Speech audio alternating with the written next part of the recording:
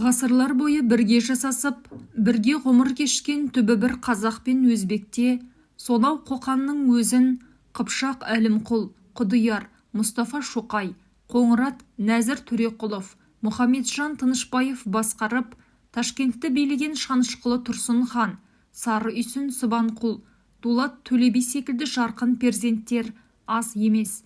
Екі халық арасында пәлендей бөлініп жарылу, шекара деген бола қойған жоқ. Қазақтар шаш деп атаған Ташкент шаһары екі халыққа ортақ, кейін бейтарап қала болған. Өзбекке Астана болғаны бертінде. Өткен ғасырдың 17-ші жылында Қазан төңкерісі болып, кеңес үкіметі орнағаны аян. Миллиондаған адамдардың қаны төгіліп, шыбын жандарын қиған аталмыш төңкерістен кейін қуыршақ ретінде көптеген дербес республикалар өз алдарына шаңырақ көтеріп, кеңес өкіметінің қарауына бірікті.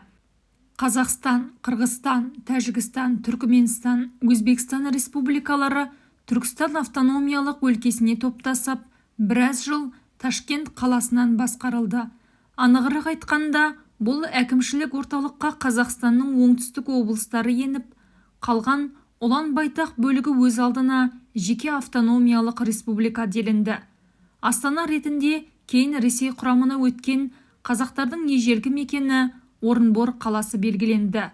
Орынбор, егер қазақ жері болмаса Астана аталуы мүмкін еместігі айтпаса да аян.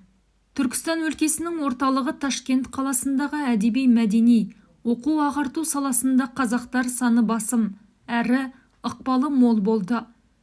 Өлке басшыларының да дені қазақтар еді. Жоғары және орта дәрежелі оқу орындарының көбінде қазақ тілінде дәріс жүріп, қазақша көптеген газет-журналдар шығып тұрды. Ахмет Байтұрсынов, Мұхтар Әуезов, Жүсіпбек Аймауытов, Халел Досмұхамедов, Зиябек Рүстемов, Құрманбек Жандарбеков, Жамал Омарова сынды тұлғалар осында қызмет атқарды. Қысқасы, сол кездегі Ташкент қаласын қазақтың мәдени орталығы деуге толық негіз бартын. Оның үстіне қаланы қоршаған айнала төңіректегі халықтың басым бөлігі қазақтар болғандықтан, Ташкент қаласы ресми тұрғыда пәлен ұлтқа тиесілі деп саналмайтын. Бірақ қалада өзбектердің сан жағынан молдау екені растын. Алайда бәрібір қазақтардың иелігіндегі кәсіпорын, зауыт, фабрика, ірі сауда мекемелері аз еместі. Солардың ішінде Жамал Омарованың әкесі Омардың бір өзінде қаншама жылжымайтын мүлік, табыс көздері болғаны басқа болмаса да, жақын туыстары бізге бес саусақтай белгілетін. Омар кейін қаладағы бір дүкен мен бау-бақшаға бөленген үйінен өзгесін мемлекет қарауына өткізсе де соған қарамай 1937 жылы халық жауы делініп атылып кетті. Басқадай тума туыстары да байдың ұрпағы ретінде репрессияға ілікті. Арадан 5-6 жыл өтер-өтпесте Түркістан өлкесі тарап, Қырғыз өз алдына, Өзбек өз алдына республикаға айналды. Бұған дейін Қырғыздың астанасы Фрунзе, Өзбектің астанасы Самарқан еді. Тәжік пен Түрікмен Өзбекстанға қарамайтын Бұхар республикасы құрамында болды. Кейін олар да жеке бөлініп шықты. Міне, осы шақтарда аяқ астынан Ташкент қаласын өзбектерге астана ету жөнінде әңгіме көтеріліп, оны бүкіл халықтық референдум өткізу арқылы шешу қызу қолға алынды. Ташкент үшін талас басталды. Оны иемдену үшін қазақ, өзбек, сарт, үш халық өкілдері әрекетке көшті.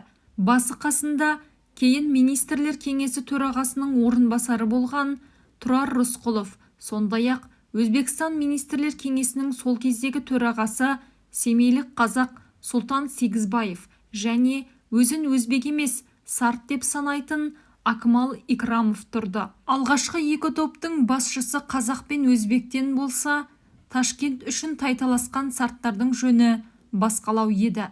Орыстардың мешандары сияқты өздерін өзбек деуге арланатын сарттар Ташкентті иеленіп, сол арқылы бүкіл Өзбекстанға билік жүргізгісі келді. Ол кезде де оған дейін де сарт атанудың үш шарты болатын. Қаланың көрнекті жерінде орналасқан салиқалы мекен жайы, мол табыс әкелетін сауда дүкені немесе кәсіпорны болуы, міндетті түрде өзбек тілінде сөйлеуі керегі сияқты. Осы үшеуіне ие адам ғана сарт делінді. Және Олар өздерін махалла шайханаларында басқаларға ақыл айтып, көсемсуге тиіспіз деп есептейтін. Ал дала қазақтары ауыл-ауылды аралап, ұсақ сауда-саттықпен айналысатын. Тұрмысқа қажетті заттарды қымбат бағаға сатып, көп алып аз беретін өзбектерді де сартқа балап, оларды көргенде кірпідей жиырылатын, жақтырмайтын. Жалпы сарт деген сөз қазақтарға ұнамайтын. Олардан сақтанатын, күдік күмәнмен қарайтын. Бір қызығы, Ташкент маңындағы қазақтар ішінде де өздерін сартпыз дейтін сабаздар болды. Сонымен қазақтардың сол уақыттардағы ірі мәдени орталығы болған Ташкент үшін талас басталып, Тұрар Рысқұлов қазақтар, Сұлтан Сегізбаев өзбектер, Акмал Икрамов сарттардың сөзін сөйлеп, үшеуі Аққу, Шаян, Шортан сияқты үш жаққа тартты. Бүкіл уәлаятты сан жағынан басым қазақтар Ташкентті қолдан шығармауға мүмкіндігі мол еді. Жайбарақат жарықтықтар онша алаңдамай, нақты жағдайға кезінде тиісті мән бере қоймады емес пе? Нақты жағдай былайтын. Сурхандария уәлаятынан Ташкент аңғарына қоныс аударған қазақтардың көбі өздерін өзбекпіз деп соларға қосылды. Сарттар да өзбекке қосыламыз десті. Алашапқын күндерде Сұлтан Сегізбаев біз сендермен бірікпейміз деп қанша шіренгенімен бәрібір олармен тізе қосты. Сарттар болса, бұдан былай өзімізді ешқашан сарт демей өзбекпіз дейміз, сарт дегенді ауызға алмаймыз деп ант су ішті. Өзбектер сан жағынан көп болып, референдумда жеңіп шықты. Жайбасар аңқау қазақтар сан соғып қалды. Өзбекстан астанасы Самарқаннан жедел түрде көшіріліп, ендігі астана Ташкент деп жарияланды. Және солай болуы керек деп Мәскеуде арнайы құжатпен де бекітілді.